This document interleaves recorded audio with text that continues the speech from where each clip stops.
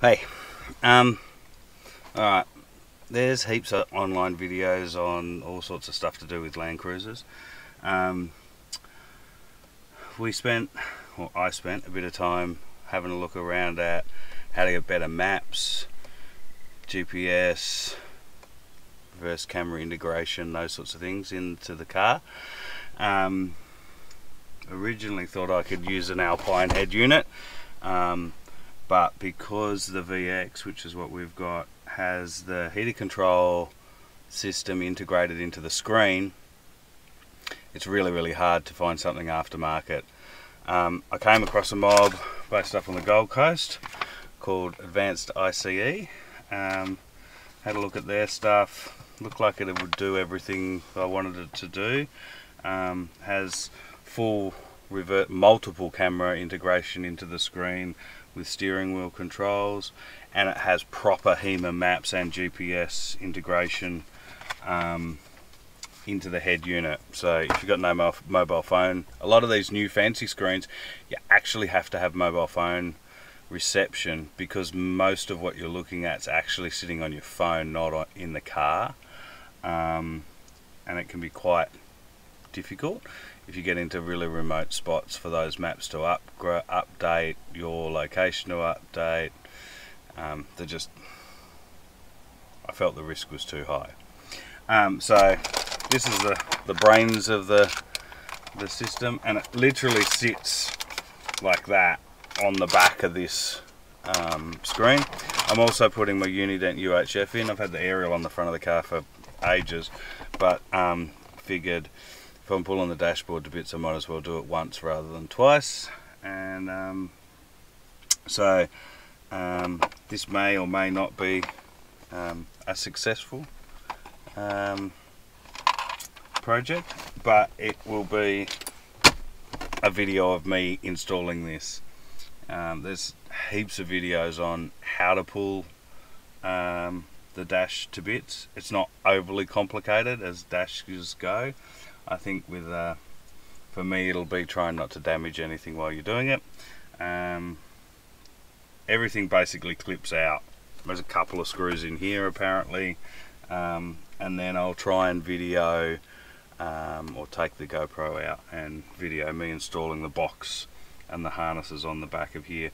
When you buy the stuff from these guys, there's really good installation videos on their website that you get access to once you've bought a product, and they also send you some really good instructions, paper instructions that you can keep in the glove box on where everything goes. Looks pretty simple.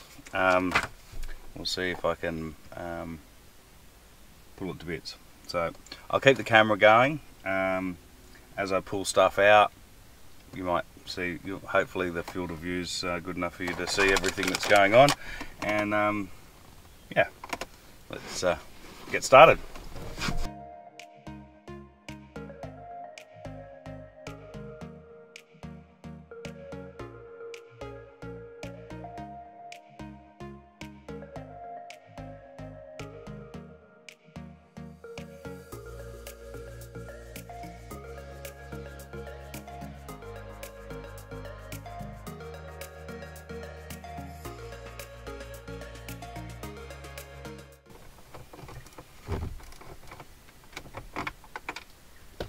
A little 10mm in there. There's a Toyota have these funny little push clips where they work really well, but you actually prime them by pushing the pin back out, stick them through the panel, and then push this pin in until it's flush, and then to remove them you push it all the way in, and the claws go back inside.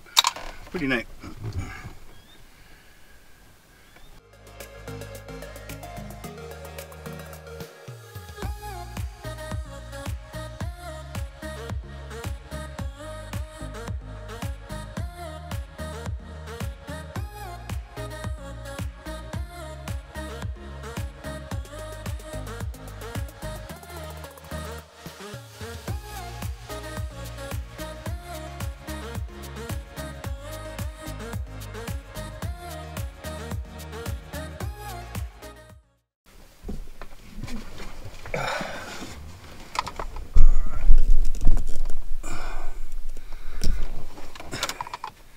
That's better.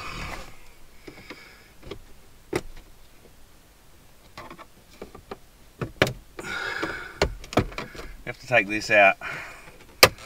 I need to get to the wiring for the speaker, because we'll use the speaker in the car as the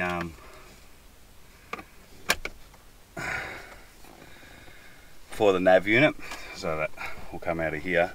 They do provide a speaker, but I figure that this is probably a neater, easier way to integrate it. And if it sounds a bit poxy later on, I can always flip this cover off and change the speaker. The other reason we need to take this off is the GPS satellite receiver. I'm going to run that up and just stick it on the dashboard here, so it's got good sky aperture. So now there's a couple of little bolts that hold the head unit in here.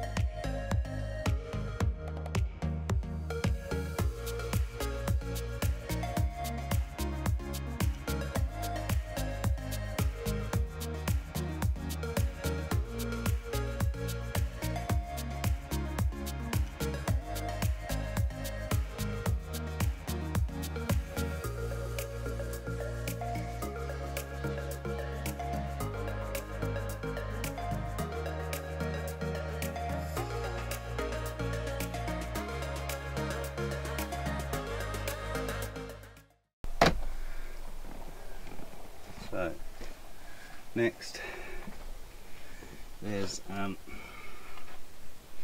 going to take this, maybe you can see this kick panel here out. There's not much holding most of these panels in. Toyota does some pretty good clips. This section here where it says Land Cruiser, when you turn the lights on at night, it's got a light in it, so you just have to be a bit careful that you don't pull it up too abruptly and rip the wires out the back.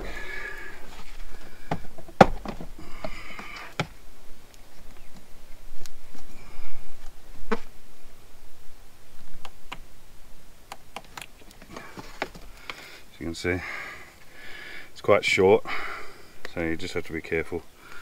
Would have been good to vacuum all the sand out before I started, probably.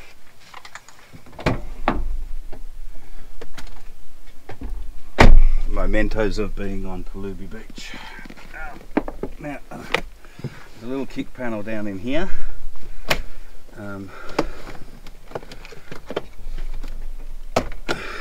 There's a little starter in the back here. I had this off the other day and I didn't put it back on. So easiest way is just to pull it and it'll pop off, and then you collect it and keep it for, looks like this. It's got like a little thread inside it that just goes over a stud that's in the wall. The other thing that these things do is quite often so that it's popped out, so you have to go back with your trim tool and convince it to come out of the body, and then reprime it. Sticking it back in there for next time when we put it back in. Alright, now there's that panel down here that's got some groovy little clips that hold it in.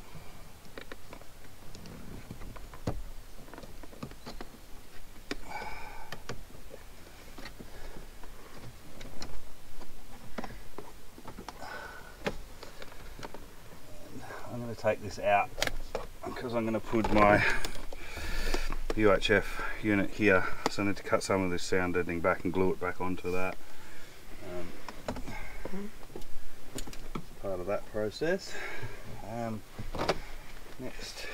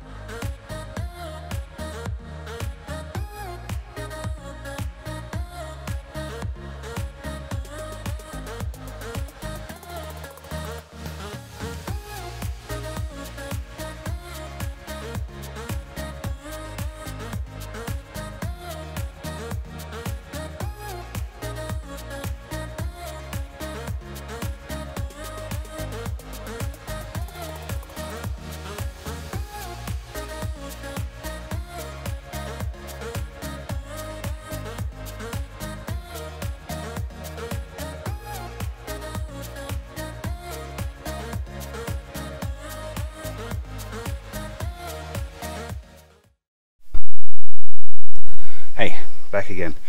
Alright, so installation's not that complicated, but so there's a couple of brackets that come with the unit. You mount it on the back of the screen like this, follow the video that they send the link to, a couple of cables, plug it in. The more complicated part, I think, is going to be the mounting of this little baby in the glove box.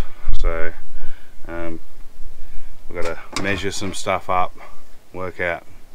They suggest to put it in a certain way. I'm going to have a look at that. Maybe try and clean it up a little bit so it doesn't look, sort of want it to look professional. Otherwise Misty gives me a bit of a hard time, even if I do say that's how they told me to do it. So give me a second to work out the best way to do that and I'll come back. Cool. Okay, back. Had a bit of look of it, not too many options. So I've basically done what they said to do, which was drill a hole in the back of the glove box big enough to fit all the cables through, and then they put Velcro on this. I don't have any. I'll put some double-sided tape on it. So I'm going to, I think that's everything for out of the car, plugging in and fitting. Videos are really good on where things go and what they are. So I'm about to start putting stuff back in the car. I'll move the camera back there. Bye. Alright. Lost a bolt. Well, I didn't lose it. Not quite sure it was. I was chasing one with the right type of thread. But I think we're just about done now. Might just start her up in a minute and make sure that everything works the way it's supposed to work before I put too much of this dashboard back together. And yeah, I don't know what time it is. It's been a couple of hours. It's one of those jobs you want to sort of not rush, not feel like you're under a huge amount of pressure to do, because there's lots of plugs and fiddly bits and pieces, and yeah, this is a pretty expensive car. So anyway, I'll leave it at that. I might film a bit in a sec, hopefully, to show you what the different things do. Cool. Out. Hey, we're back. Got it all back in. UHF's working. It's going to be handy. Got the Hema maps on the head unit, and when I get the cable connected up for the van, I can select that camera on the display on the car instead of having to have, we used to have a screen up here.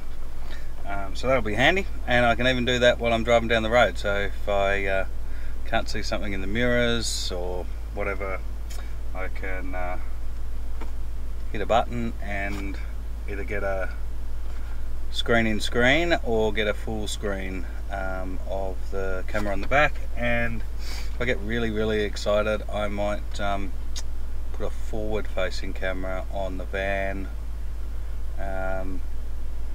or another tailgate camera. The tailgate camera on the cruisers is a bit off to one side, which makes it a bit hard to line up when you're hooking up the van. So I've been looking around for a little directional camera that I might stick in the tailgate right above the hitch, so that I can see more accurately when I'm trying to hook up the van. Anyway, good system. Really happy with the system from Advanced ICE, and yeah, good instructional videos, went together pretty well. Really happy. Looking forward to getting the best out of the Hema maps, and haven't lost any of the normal functionality that you get in the normal head unit. So that's really cool. So you know, if you want to change all the fan and do those things, you can still do that on this head unit, because we haven't changed that. We've just laid something over the top.